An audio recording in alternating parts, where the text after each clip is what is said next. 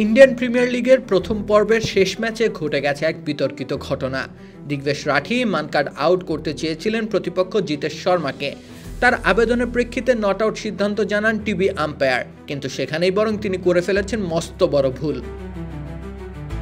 আইপিএলের 38.3.1 ধারা অনুযায়ী একজন বোলার তার রিলিজ পয়েন্টে পৌঁছানোর আগে যদি নন স্ট্রাইক প্রান্তের ব্যাটার ক্রিজ ছেড়ে বেরিয়ে যান, তবে বোলার চাইলে সেই ব্যাটারকে রান আউট করতে পারবেন।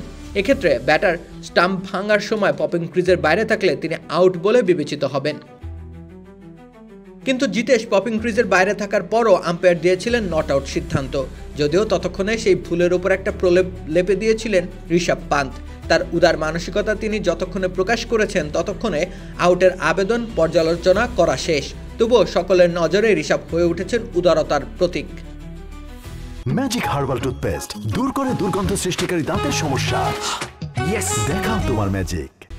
কিন্তু আইন অনুসারে জিতেশ আউট ছিলেন। সেই মুহূর্তে আউটের সিদ্ধান্ত দেওয়াই হতে পারত আইনসঙ্গত, কেননা দিগ্বেশ রাঠি তার রিলিজ পয়েন্টে যাওয়ার আগেই রান আউট করেছিলেন জিতেশকে।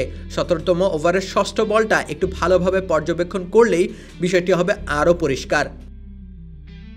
দিগ্বেশ রাঠি তার কাঁধের কাছাকাছি জায়গা থেকে বল লোড করেছেন, কিন্তু রিলিজ পয়েন্ট অর্থাৎ হাতের সর্বোচ্চ উচ্চতা, যে উচ্চতা থেকে বল সাধারণত ছোড়া হয়, সে উচ্চতার ধারে কাছেও যাননি, বরং তার আগেই তিনি স্ট্যাম্প ভেঙে আবেদন করেছেন। সেই মুহূর্তে 19 বলে রয়্যাল চ্যালেঞ্জার্স বেঙ্গালুরু জয়ের জন্য প্রয়োজন ছিল 29 রান। সেই উইকেটের পতন ঘটলে নিশ্চয়ই খেলার মোড় ঘুরে যেতে পারত, কিন্তু এক্ষেত্রে আম্পায়ারের ভুল আর ঋষভ পান্তের স্পোর্টসম্যানশিপের কারণে জিতেশ শর্মা বেঁচে ফেরেন। পরবর্তীতে জয়ের নায়ক বনে যান। রাকিব হোসেন রুম্মান, খেলা 71।